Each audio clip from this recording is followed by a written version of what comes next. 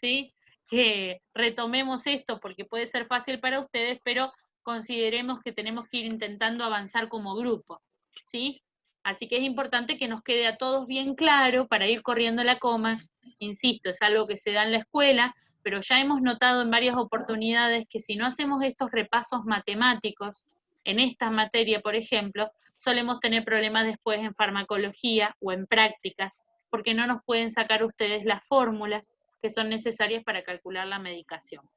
Entonces, decidimos, ya esto viene ya con experiencia de varios años, por eso digo, algunos son más jovencitos y dirán qué plomada, y otros dirán que bueno que lo estamos repasando porque no me acordaba.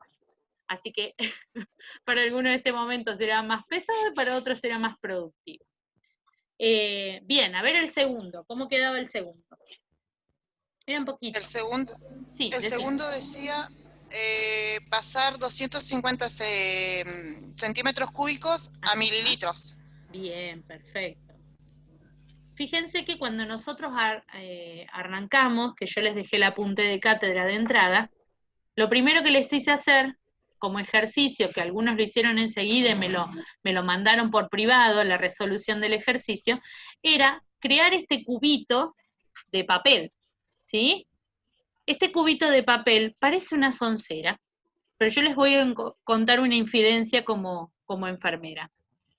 Una vez me pasó, yo era mi primer trabajo como enfermera, ¿sí? Y entré directo a una terapia intensiva. Antes había trabajado, pero en el área administrativa de enfermería. Entonces era mi primera vez como asistencial, digamos. Y me pasó que eh, estábamos en terapia y había que administrarle 1 centímetro cúbico de parina para un goteo, o sea que había que después diluirlo, pero había que sacar 1 centímetro cúbico de parina del frasco. Entonces, la otra enfermera que estaba conmigo dice, no hay más jeringa de 1 centímetro. Le digo, ¿qué hay que poner insulina a alguien? No, me dice, me dijo, pero no hay más centímetro, no hay más jeringa de 1 centímetro. Y yo le digo, pero si es para la heparina, usa la de 3, usa la de 5, usa la de 10, la de 20, usa la que quiera. Entonces me dice, no, me dijo, la de 1 centímetro es la de 1 centímetro. Y yo sé que algunos de ustedes se reían, pero ella no se reía, ¿sí? Y era una enfermera recibida y no se estaba riendo y yo me quería morir, porque yo era la nueva. Entonces no hallaba la manera, sin tratarla de realmente tarada, no hallaba la manera de explicarle que 1 centímetro acá y en la China es 1 centímetro. Entonces me acordé de lo que me hicieron, ¿por qué a mí me quedaba tan claro? Más allá que yo había hecho secundario, por lo cual se suponía que era obvio, pero ella también. Pero a mí me había quedado tan claro, porque la primera actividad que habíamos hecho cuando todavía no habíamos empezado las clases, había sido construir un cubito de papel y poner 1 centímetro cúbico, perdón, 1 mililitro de solución sacado de una jeringa adentro de ese cubito de papel. Entonces, vimos la relación, entonces lo pusimos con una jeringa de 5, lo extrajimos con una jeringa de 10, lo pusimos con la jeringa de 10, lo sacamos con una de 20. Y el centímetro sigue siendo 1 centímetro. Y ahora parece una obviedad. Pero les juro que mi compañera no era una obviedad. Entonces, por supuesto que discutimos, porque yo le seguí insistiendo.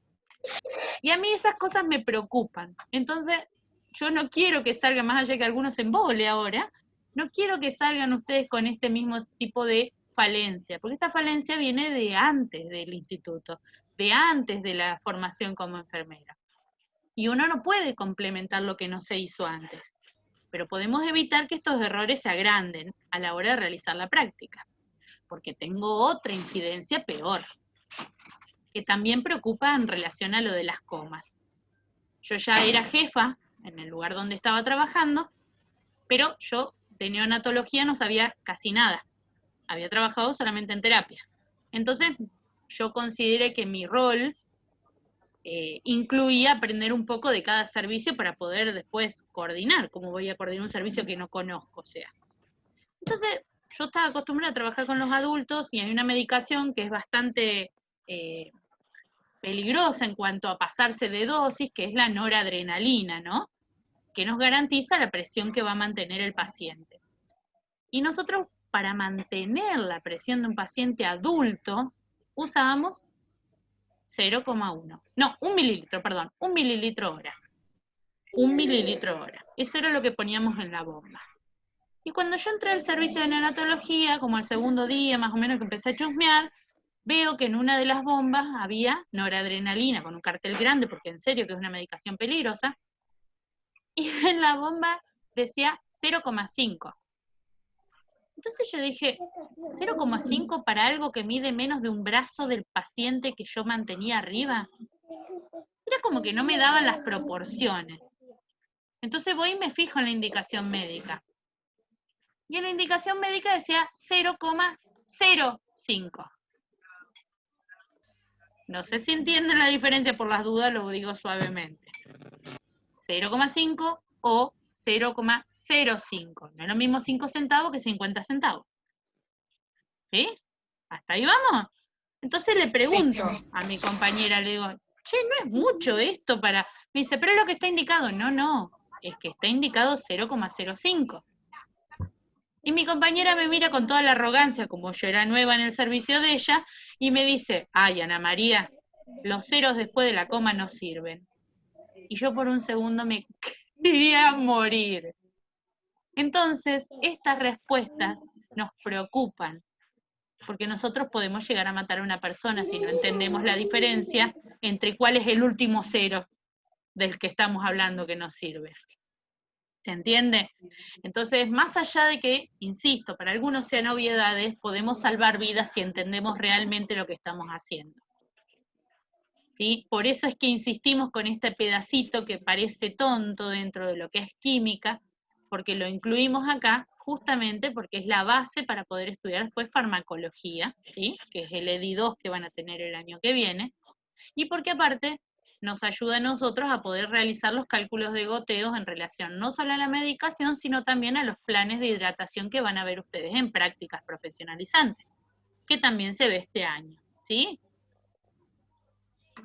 Así que en base a eso es que esta soncera para algunos y para otros realmente es algo importante entenderlo hoy antes de convertirse en futuros profesionales, es que 250 centímetros cúbicos son 250 mililitros. ¿Sí? Entonces ahí no tenemos que mover nada. 250 centímetros cúbicos equivalen a 250 mililitros. ¿Por qué?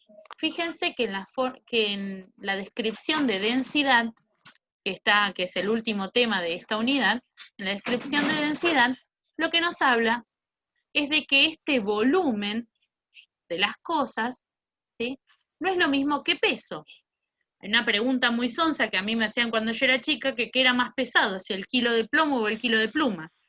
Y más de una hemos caído cuando éramos chicas y todas decíamos que el plomo, ¿o no? De hecho, ojo, a algunos no tan chicos todavía, si les preguntamos qué pesa más, un kilo de sandía o un kilo de uva, te van a volver a contestar la sandía. ¿Sí? Entonces, ojo, no nos asombremos, porque no hay buena interpretación de los conceptos entre peso y volumen. Entonces, este volumen que es cúbico, este centímetro cúbico, representa volumen. Y el mililitro va a equivaler a ese volumen que ocupa. Por eso, centímetro cúbico es lo mismo que mililitro. Entonces, en ese caso no había que hacer ninguna modificación entre ninguno de los dos valores. ¿Alguien quiere leer el tercero?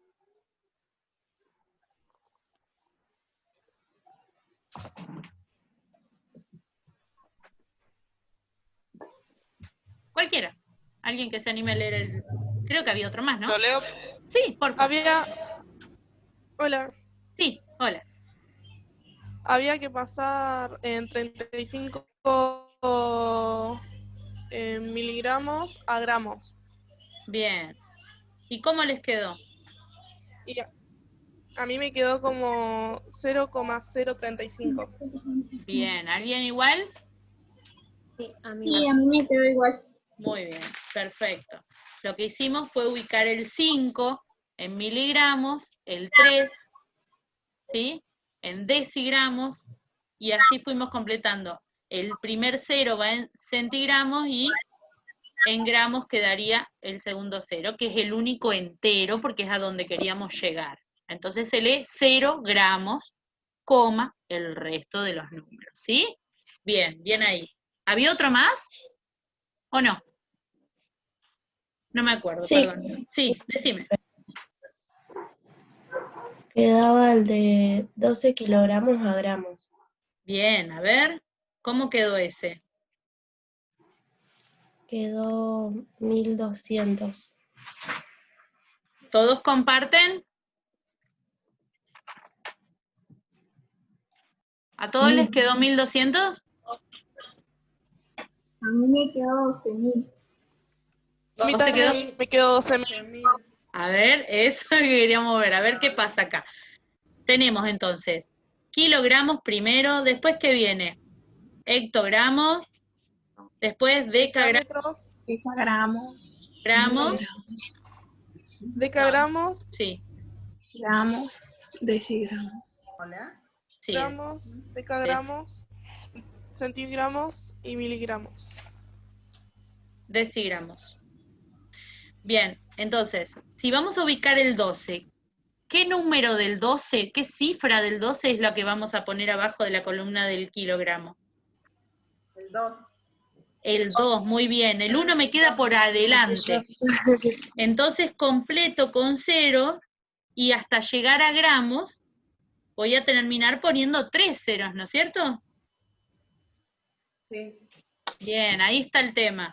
Entonces al poner 3 ceros nos quedaría 12.000 gramos, porque el último cero es el que determina el entero, que es donde va a quedar, en gramos, que es lo que estamos pidiendo. ¿Sí? Bien. Bien, perfecto. ¿Ese era el último? Sí, profe. Bien, buenísimo. Sí, ese era el último. Bien, perfecto. Ahora vamos a ver un poquitito, no sé si estuvieron leyendo el apunte de cátedra, si siguieron avanzando en la lectura. ¿Pudieron leer lo que era densidad? Sí, es la cantidad de masa. Bien. Fíjense la diferencia, que la palabra que usa la compañera es masa y no peso. ¿Sí? No es lo mismo masa que peso. Yo les había dejado 2 links en el apunte de cátedra que los llevaba a unos videos que un poquito nos ayudan a comprender esta diferencia que hay entre peso y masa. Uno de ellos era un lugar que no se consigue en ningún otro lugar físico, por eso me pareció interesante, porque una de las leyes dice que todos los objetos lanzados desde la misma distancia van a caer al mismo tiempo. Porque en realidad lo que nosotros llamamos peso no es peso, sino que es fuerza, ¿sí? Es una energía el peso, es una fuerza que nos obliga a todos a llegar hacia el centro de la Tierra, que es el centro de la gravedad, ¿no es cierto? Esa fuerza que ejerce es siempre la misma, lo que va a ir cambiando la velocidad en la que cae un objeto u otro es la resistencia que ofrece el viento para con el objeto. Si el objeto es más plano, más extendido en el espacio físico, va a haber mayor cantidad de resistencia al ir cayendo, el viento o el aire que ocupa un espacio físico va a ir ofreciendo mayor resistencia a este objeto, haciendo que caiga más lento.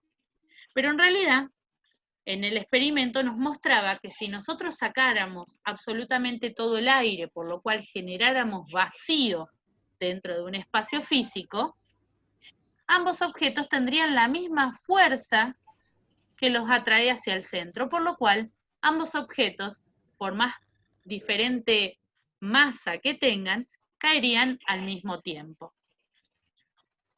Ese tipo de ejercicios también lo podríamos simular nosotros generando un falso vacío, ¿no es cierto? Si nosotros dijéramos que un libro cayera al lado de una hoja, encontraríamos que el libro va a caer mucho más rápido.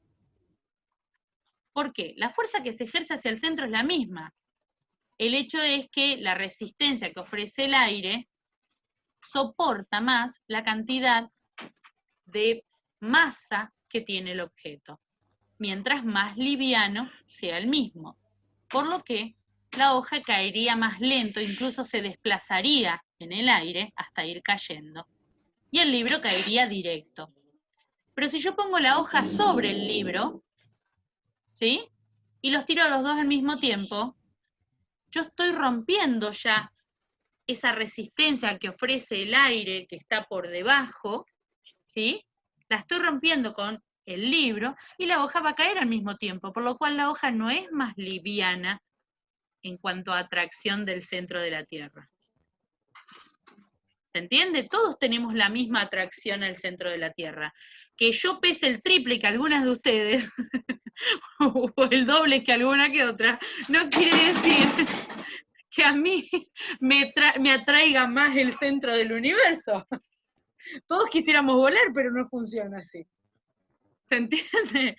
No tiene que ver con eso, sino con la cantidad de masa, lo que va a costar elevar mi cuerpo en relación a cualquiera de ustedes. ¿Sí? Bien, ¿y para qué nos sirve esto? ¿Cómo lo puedo aplicar? ¿En el área de enfermería, dice usted? Sí, sí. ¿Cómo nos serviría? ¿Para qué me puede estar sirviendo esto? Está complejo. Para el suero. A ver, ajá, muy bien. ¿Cómo sería? ¿Cómo creen que podríamos aplicarlo? Y por la presión en las venas, o sea, cuando lo pones, o sea, hace presión para afuera y tratar de ponerlo para que no haga presión o algo así, no sé, la verdad. Bien, bien. No, pero ojo, nos deja bastante puertas abiertas la compañera acá. Tenemos puntos interesantes que trabajar en relación al ejemplo que nos dio. ¿Todos han estado internadas alguna vez? ¿Alguna vez han tenido puesto suero? Algunas no. Pero eligió la carrera equivocada. No, mentira. ¿Algunas sí han tenido suero puesto? Sí. ¿No han escuchado la típica frase de la enfermera, baja el brazo, o déjamelo quietito, déjalo extendido, ponelo más bajo? Cuando ustedes tienen... ¿La manera en que corre el torrente sanguíneo? No, en relación a la velocidad en la que va a caer la gota. Fíjense que mientras más alto esté este sachet de suero, más peso va a ejercer, ¿sí? Y esto le va a dar mayor fuerza a la gota para introducirse dentro del torrente sanguíneo. Si yo tengo la presión arterial alta, estoy ofreciendo mucha resistencia en mis venas a que ingrese más volumen. Por lo que, si yo tengo el suero bajito, mi sangre va a salir del cuerpo en vez de ingresar el suero hacia adentro, por diferencia de presiones, ¿sí? Entonces, si yo elevo el pie de suero o el soporte del suero más arriba, con más velocidad van a caer las gotas. ¿Sí? En este momento es solamente física lo que estamos aplicando, pero yo les aseguro que va a ser un elemento que van a poder utilizar ampliamente en el campo práctico. Si ustedes dejan, por ejemplo, cuando trasladamos a un paciente de una habitación a otra, nos encanta a los enfermeros dejar el suero apoyado arriba del paciente, ¿no? Pero si ustedes no cierran la chapita de este suerito, va a empezar a llenarse toda la guía de sangre. ¿Por qué? Por lógica. Hay mayor presión en la sangre venosa que la presión que ejerce ese H de suero para recibir más volumen. ¿Sí? Entonces esto nos va a ir ayudando a nosotros a ir tomando conductas diferentes a medida que vamos aprendiendo las prácticas. Todos estos ejercicios de física pura, porque no es otra cosa más que física, en este punto todavía no estamos metiéndonos con la química, esto es como físico-química aplicada más que química sola. Estos ejercicios les van a servir a ustedes para poder justamente calcular la altura que necesitan, el volumen que van a necesitar, e incluso hay otra cosa que nos pasa, que nosotros tenemos los sueritos que no permiten el ingreso de aire. Muchas de las guías de suero a veces vienen con unas valvulitas que permiten, válvulas con filtro, que permiten que vaya ingresando el aire dentro del sachet. Pero cuando no vienen con eso, ¿qué es lo que nos pasa? Dentro de un sachet de suero cerrado lo que tenemos es 500 mililitros de agua y apenas unos centímetros de aire, unos centímetros cúbicos que ocupados por aire. Muy pequeñitos, algunos incluso vienen con nada de aire. Nosotros abrimos eso y como es un envase que ocupa un envase rígido y el agua está ocupando, agua cualquiera afuera, ¿no? Digo agua para no estar explicando qué tipo de electrolito tiene, ¿no? Pero el agua que está dentro del envase no se comprime, por lo cual, antes de yo introducir la guía de suero, ¿sí? Ese pedacito de guía que introducimos, voy a tener que volcar una parte. ¿Por qué? Porque si no me voy a mojar. Cuando lo esté poniendo, mientras yo quiero meter un objeto nuevo, el agua quiere salir porque no tiene para dónde escapar. El agua no se comprime. Vieron que cuando hablamos de los elementos el otro día, veíamos que en estado gaseoso el gas tiene la capacidad de expandirse y de contraerse, pero los líquidos no. Bueno, en este caso, este líquido no se puede contraer para ningún lado, entonces se va a caer, se va a volcar. Por lo que, un dato interesante, cuando vayan a preparar un suero, no lleven el suero cerrado a la habitación, porque donde lo abran adelante del paciente, van a terminar volcando. Punto 1, ¿no? ¿Sí? Esto es una moraleja que se desprende de la situación. Pero, ¿qué es lo que pasa? Cuando yo voy a introducir este suero en el paciente, lo voy a dejar colgado, lo voy a dejar a determinado goteo, el líquido va a empezar a fluir sin ningún inconveniente, y este sachet, si bien es rígido, también es un poco flexible. Ese poco de flexibilidad lo que va a ir haciendo es que a medida que el líquido vaya desalojando el envase se vaya colapsando, ¿sí? Porque no hay algo que ocupe el volumen que ocupaba el agua. ¿Se entiende? ¿Cómo? No, ¿puedes repetir, por Sí, favor? lo repito, ningún problema. Este sachet de suero es plástico, ¿no? Cuando yo le pongo la guía de suero, que si quieren después busco una imagen para que se las haga representativa, cuando yo coloco la guía de suero, lo que estoy haciendo es permitir que salga el líquido. Se lo voy a infundir al paciente o lo podría estar tirando, no importa, no viene al caso. Esta agua está saliendo del sachet, pero al sachet no está entrando nada. A este envase no le está entrando nada. Entonces, ¿qué pasa? ¿Qué es lo que ocupa el lugar que está desalojando el agua? Nada. Entonces, El se empieza a aire. no entra aire, porque no tiene por dónde. Esto es un circuito cerrado. Entonces lo que pasa es que Pero al no... si vos lo abrís para sacarle una parte. No, no entiendo. pero eso, usted está agregándole un trabajo extra. Yo estoy colgando el suero y lo estoy dejando colgado. ¿Se Ya entiende? entendí, Yo le estoy perdón. poniendo el suerito al Sí, sí. paciente y no estoy haciendo nada más que calcular el goteo al que tiene que caer. Entonces, el líquido va a ir desalojando el sachet y el sachet no tiene que meter en el lugar del líquido. Por lo cual se va a ir poco a poco colapsando, se va a ir exprimiendo.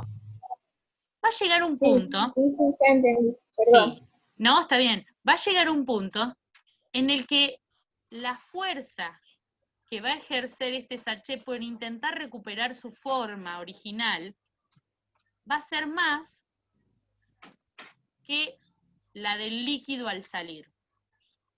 O sea, más que la fuerza que está ejerciendo el centro de gravedad para que este líquido caiga. ¿Se entiende lo que quiero decir? Entonces va a dejar de gotear. O va a gotear cada vez más lento, porque ya no hay tanta fuerza de gravedad para contrarrestar la fuerza del sachet por recuperar su forma original. En un determinado momento, si yo no le agrego algo que ocupe este volumen, va a empezar a subir sangre, en vez de bajar suero. ¿Sí? Por eso, es importante esto que dice la compañera, este dato extra, o tener una guía que me permita que el aire vaya ingresando, o incorporarle aire yo en determinado momento, para que, como el aire sí se puede comprimir, para que todavía permita que vaya saliendo este líquido. El aire tiene la capacidad no solamente de comprimirse, sino de expandirse. Entonces, cuando el líquido vaya saliendo, el aire, este gas, se va a ir dilatando para seguir intentando ocupar el espacio que está desalojando el líquido. ¿Me siguen? En la parte práctica es una tontera, pero tiene toda una representación física, ¿sí? Para que ustedes entiendan por qué es tan importante incorporarle el aire, o tener un filtro que permita que el aire vaya ingresando a medida que el líquido va bajando. Si yo no lo tengo, hay un momento del día en el que este líquido no va a seguir goteando, por lo cual no va a pasar el 100% de la infusión que yo quiero. Es un dato a tener en cuenta a la hora de planificar el cuidado de este paciente. ¿Sí? O va a subir sangre o va a dejar de gotear. Una de las dos cosas va a pasar, depende de la presión que tenga el paciente, qué es lo que pase primero. Fíjense qué importante en algo que a lo mejor se va a convertir parte de la vida cotidiana de ustedes, toda la fundamentación científica que tiene atrás en algo tan sencillo como ponerle un poco de aire al sachet. Si ustedes son capaces de entender la expansión y la compresión de los gases y las presiones que ejerce, este juego de presiones que se ejerce entre la sangre del paciente y el volumen que está elevado, van a poder comprender fácilmente por qué nos pasa esto. Y van a saber ustedes que, por ejemplo, al colocar una vía periférica, el método de comprobación va a ser bajar el sachet. Si yo bajo el sachet, va a venir sangre. ¿Por qué? Porque la presión que va a ejercer la sangre por salir es mayor que la del sachet por ingresar. Exactamente. Ese es uno de los métodos de comprobación de un acceso venoso periférico que aún está en el torrente sanguíneo. ¿Sí? ¿Me pudieron interpretar? ¿Sí? Entonces, Sí, profe.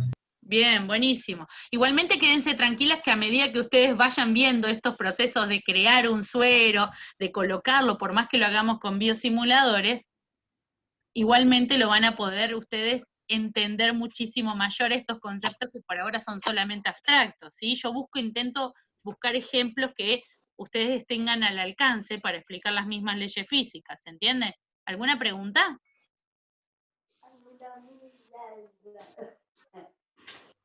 ¿Nadie? Qué bueno, qué claro que quedó. Nos podemos poner contentos entonces. Tengo una consulta, Sí, profe, hola. diga. Hola, Alexandra. ¿Con alimentación pasa lo Sí. mismo? Sí, con la alimentación pasa lo mismo. En realidad incluso el estómago va a generar un vacío permanente, porque a diferencia de la sangre, ¿sí? Que no se va a ningún lado porque es un circuito cerrado, nosotros vamos a seguir teniendo procesos alimenticios. Lo que hay que hacer incluso cuando uno está alimentando a un paciente por vía nasogástrica, ¿sí? Que sería lo mismo pero a estómago en vez de a sangre, ¿sí?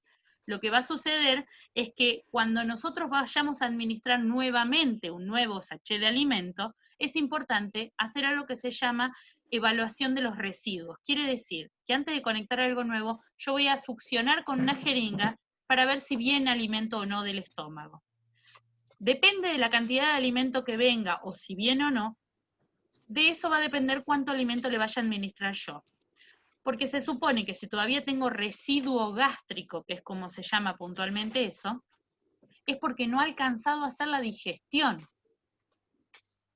Entonces mi ritmo de velocidad al que le estoy infundiendo este alimento es demasiado rápido para el del paciente. ¿Sí? Igualmente, en esos casos, como en la alimentación, siempre es conveniente, por las características de viscosidad que tienen algunos fluidos, como es ese, es conveniente ponerlo a través de una bomba de infusión. La bomba lo que se va a encargar es de empujar, quiera pasar o no, empujar este líquido que es viscoso. Porque los líquidos viscosos lo que van a hacer es irse pegando a las paredes y van a poner más lento este fluido. ¿Sí? Hay un ejercicio para saber qué tan viscosas son algunas cosas, y es básicamente arrojarlas contra la pared. Depende de qué tanto residuo, primero cuánto tarden en caer, y depende de cuánto residuo vayan dejando, ahí nos vamos a dar cuenta qué tan viscosas son. hay algunas que son muy obvias. Si yo les dijera a ustedes si quieren pasar dulce de leche por una jeringa, les aseguro que ya sin haberlo probado nunca se van a dar cuenta que va a ser dificilísimo. ¿Por qué? Porque se va a ir adhiriendo a las paredes y nos va a ser súper pesado empujar ese émbolo. En cambio, el agua fluye casi. Y les digo otra, el mercurio en la Tierra es uno de los elementos que menos viscosidad tiene. Fíjense que antes, las más jovencitas ni sabrán, pero antes había termómetros de mercurio. Había termómetros de mercurio. Y cuando se te rompía, ahora se sabe que es contaminante, pero yo jugaba con el mercurio, porque tenía la particularidad de querer juntarse entre sí el mercurio y de no quedarse adherido a nada, no lo podías agarrar. ¿Sí? ¿Y por qué no lo podías agarrar? Porque no se te adhería, no lo podías levantar, porque tenía esa falta de viscosidad. Por eso el mercurio es lo que se utilizaba dentro de un frasco de vidrio para que, como es tan sensible a la temperatura, fluyera ampliamente cuando la temperatura se elevaba. ¿Por qué? Porque se dilata. Pero aparte no se queda pegada a las paredes. Entonces cuando bajaba la temperatura, ¿cómo bajabas el termómetro? Lo sacudías y se bajaba solo. ¿Se entiende? Porque no tenía viscosidad, no nos quedaban residuos, no nos quedaban burbujas, no quedaba nada pegado a las paredes de vidrio del termómetro viejo. Por eso era el elemento que se utilizaba. Y los grados estaban medidos en estos grados. En los grados de la capacidad del termómetro, perdón, del mercurio de dilatarse dentro del termómetro. Nos marcaba una línea que representaba la temperatura. ¿Se entiende? Bien, igual ya casi no se usan, pero ojo que algunos tensiómetros todavía vienen con milímetros de mercurio en vez de milímetros de agua, ¿sí? Bien. ¿Qué les pareció la clase? ¿Fue interesante? Como que va muy rápido también todo. Bueno, nos vamos a tomar el tiempo. Yo lo que necesito es que ustedes siempre acompañen con la lectura, ¿sí? Sí, yo sé que por ahí vamos rápido. Son temas que no es que no sean importantes, pero son temas que los vamos a ir trabajando más adelante. Igualmente, antes que se nos corte, les dejé un ejercicio, ¿sí? Que les va a aparecer ahora. Intenten hacerlo, pero estoy a disposición de ustedes en el foro, que quedó ahí abajito para que puedan hacerme todas las consultas que quieran. ¿Sí? ¿Nos estamos viendo? ¿Nos estamos viendo la semana que viene? ¿Sí? Muchos besos. Y a trabajar, ¿eh? Nos vemos. Chao, profe. Chao.